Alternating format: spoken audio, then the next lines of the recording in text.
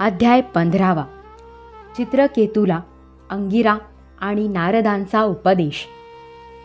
श्री शुकाचार्य म्हणाले, राजा शोकग्रस्त होऊन आपल्या मेलेल्या पुत्राजवळ मेल्यासारखा पडून होता. त्याला महर्षी अंगिरा आणि नारद शास्त्रोक्त वचनांनी समजावू लागले.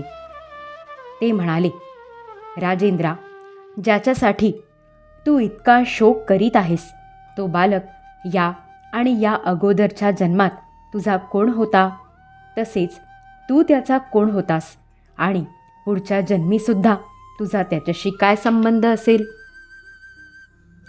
जसे पाण्याच्या वेगाने वाळूचे कण एकमेकांशी जोडले जातात आणि वेगवेगळे होतात, त्याचप्रमाणे काळाच्या प्रवाहात प्राणीसुद्धा एकमेकांशी जोडले जातात आणि वेगळे होतात. जसे काही बीजांपासून दुसरी बीजे उत्पन्न होतात आणि नष्ट होतात, त्याचप्रमाणे भगवंतांच्या मायेने प्रेरित होऊन प्राण्यांपासून अन्य प्राणी उत्पन्न होतात आणि नष्ट होतात. राजा, आम्ही, तू आणि आमच्याबरोबर या जगात जितके चराचर प्राणी आज आहेत ते सर्वजण आपल्या जन्मापूर्वी नव्हते आणि मृत्यूनंतर राहणार नाहीत. यावरून असे सिद्ध होते की सध्यासुद्धा त्यांचा व आपला काही संबंध नाही. सर्व प्राण्यांचे अधिपती जन्म मृत्यूरहित भगवान निरपेक्ष असूनही जशी मुले खेळणी तयार करतात आणि मोडून टाकतात, तशी आपण उत्पन्न केलेल्या व आपल्या अधीन असलेल्या प्राण्यांची निर्मिती करतात आणि त्यांच्याकडून अन्य प्राण्यांची उत्पत्ती, पालन आणि संहार करतात. राजा, जसे एका बीजापासून दुसरे बीज उत्पन्न होते, त्याचप्रमाणे मातापित्यांच्या देहापासून पुत्राचा देह उत्पन्न होतो.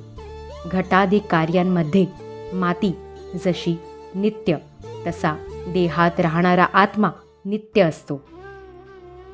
जसे एकाच मातीरूप वस्तूमध्ये घटत्व इत्यादी जाती आणि घट इत्यादी व्यक्ती हा भेद केवळ काल्पनिक आहे, त्याचप्रमाणे आत्मवस्तूमध्ये देही आणि देह या प्रकारचा भेदसुद्धा अनादी अविद्येने कल्पिलेला आहे. श्री शुकदेव म्हणतात, राजा, जेव्हा महर्षींनी अशा प्रकारे राजा चित्रकेतूची समजूत घातली, तेव्हा शोकाने म्लान झालेले मुख हाताने पुसून तो त्यांना म्हणाला. राजा म्हणाला, आपण दोघेही ज्ञानी आणि श्रेष्ठांपेक्षाही श्रेष्ठ असे स्वतःला अवधूत वेशात लपवून येथे आलेले कोण आहात?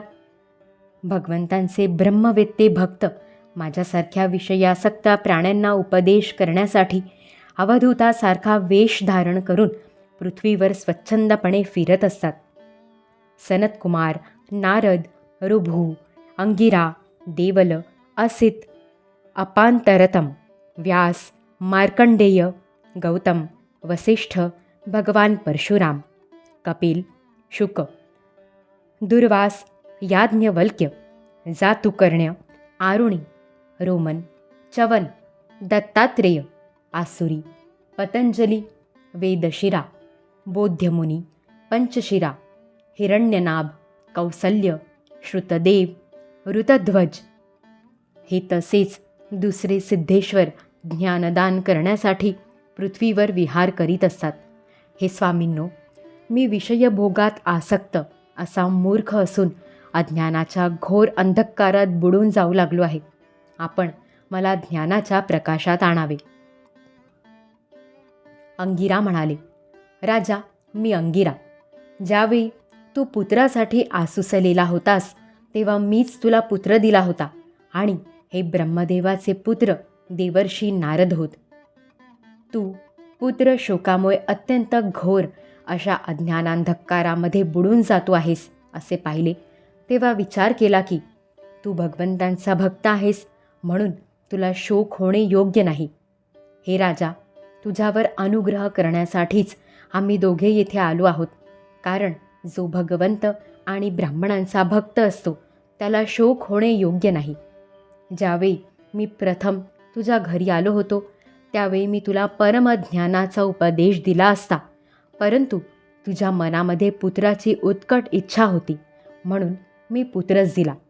आता तुला स्वतःलाच पुत्र असणाऱ्यांना किती दुःख होत असते याचा अनुभव आला आहे.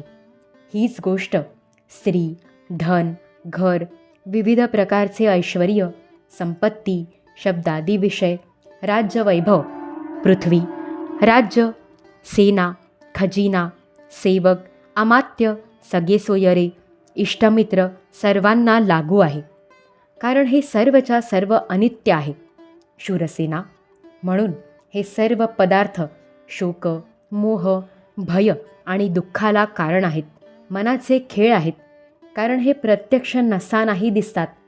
हे गंधर्वनगर स्वप्न, जादू आणि मनोरथांप्रमाणे सर्व थैव असत्य आहेत, जे लोक कर्मवासनांनी प्रेरित होऊन विषयांचे चिंतन करीत राहतात.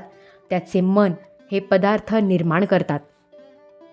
पंचमहाभूते, ज्ञानेंद्रिय आणि कर्मेंद्रियांचा समूह असलेला जीवात्म्याचा हा देह जीवाला विविध प्रकारचे क्लेश आणि संताप देणारा म्हटला जातो. म्हणून तू मनाने आपल्या खऱ्या स्वरूपाचा विचार करून या द्वैताविषयी नित्यत्वाचा विश्वास सोडून परमशांतीत राहा. नारद म्हणाले, हे मंत्रोपनिषद तू माझ्यापासून एकाग्र चित्ताने ग्रहण कर. हे धारण केल्याने 7 रात्रीमध्येच तुला भगवान संकर्षणांचे दर्शन होईल. नरेंद्रा, प्राचीन काळी भगवान शंकर इत्यादींनी श्री संकर्षण देवांच्याच चरणकमळांचा आश्रय घेतला होता. यामुळेच त्यांचा द्वैतभ्रम दूर झाला आणि ज्यापेक्षा अधिक काही नाही किंवा ज्याच्या समानही नाही अशा महिम्याला ते तत्काळ प्राप्त झाले.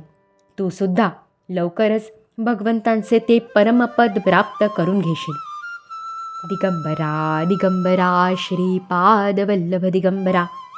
अध्याय 15 समाप्त. श्री सद्गुरु चरणारविंदार्पितमस्तु.